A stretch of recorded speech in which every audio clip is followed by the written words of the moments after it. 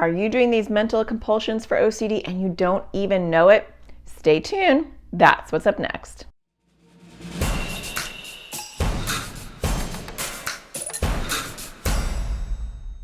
Hi, my name is Natasha Daniels. I'm a therapist and I make videos for people with anxiety or OCD.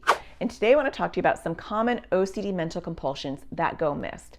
When these things go missed, two things can happen. One, people think they don't have OCD, or parents think their kids don't have OCD because they'll say, there's no compulsions. I thought that in order to have OCD, you have to have compulsions, and I'm not seeing any compulsions. So maybe this isn't OCD, or maybe it's just anxiety. The second thing is, you continue, if you know that you have OCD, but you don't realize that these are compulsions, you continue to do them. And so you work on your physical compulsions, you reduce, washing, or you reduce avoiding, whatever your compulsions are that you know of, but you miss the mental compulsions. And so you're growing OCD without being aware of it because you don't realize these are compulsions. So let's break down some really common mental compulsions. A lot of times when you have mental compulsions, they're subtle. So we're going to start with the subtle ones that you might be missing. The number one most subtle mental compulsion is arguing and debating with OCD. OCD loves a good debate. OCD wants a courtroom. It wants you to present the facts, the good facts and the bad facts.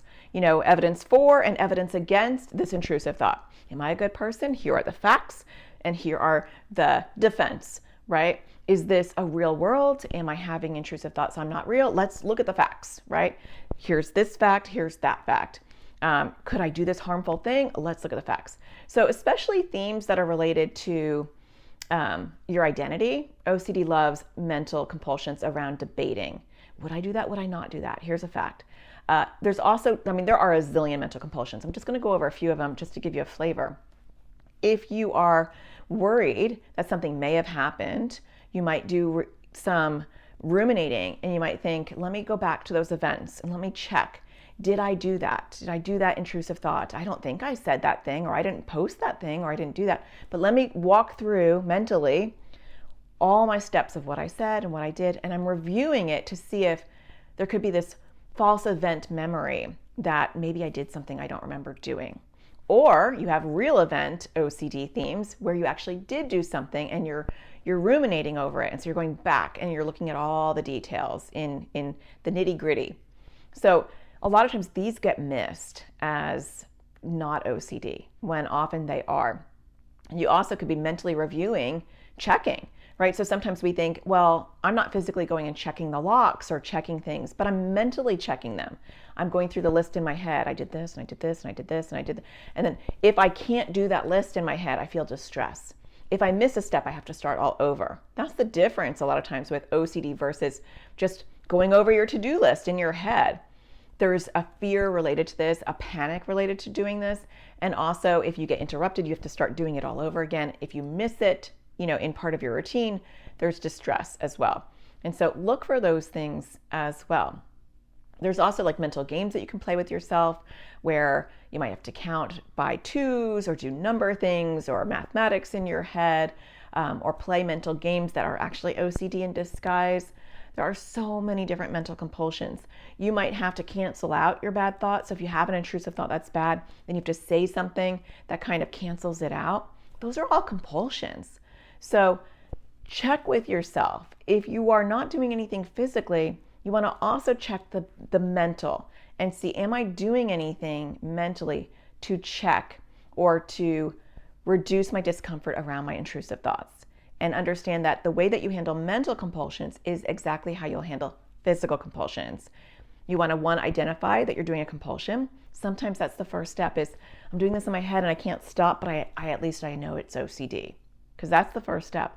The second step is, I want to do my list in my head, or I want to go over this event in my head, or I want to argue about this thing in my head.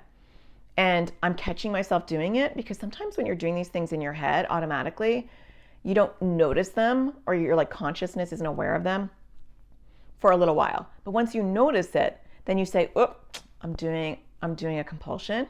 Can I delay it? Can I just put it off for 10 minutes? I'm not going to do my checklist for 10 more minutes, or I'm not going to review that event for 10 more minutes, or I'm not going to argue with myself for 10 minutes. I'm going to go and do this thing that's more important to me. I'm going to go pet my dog, or I'm going to go watch this YouTube video, or I'm going to do something fun.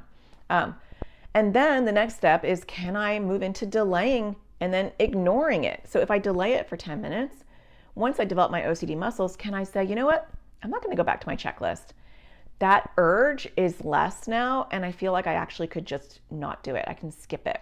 That's really what you're building up to, is to ideally start to ignore your mental compulsions. Or if you do a mental compulsion, let's say you do a list, you can mess it up on purpose. So let's say you're going through your list and then you're like, nope, I probably missed that one. And then OCD will not like that. You missed that one. Or if you're mentally arguing in your head, you just agree with OCD. It doesn't mean you're really agreeing with being that kind of person, but you're like, okay, OCD, whatever you say. I'm not going to engage in this, whatever you say. You say, I'm going to do this horrible thing. Okay, that's an interesting story. Right? I'm not arguing with you. And so that counterintuitive response actually can really help with mental compulsions as well. Or if I have an intrusive thought and I have to cancel it out, I can rehab the intrusive thought on purpose to upset my OCD and be like, oh, it's not canceled out. It just happened again. I know that those things are hard, and it's much easier to say to do those than actually to do those, but you build up your power and your ability to do these things one small step at a time.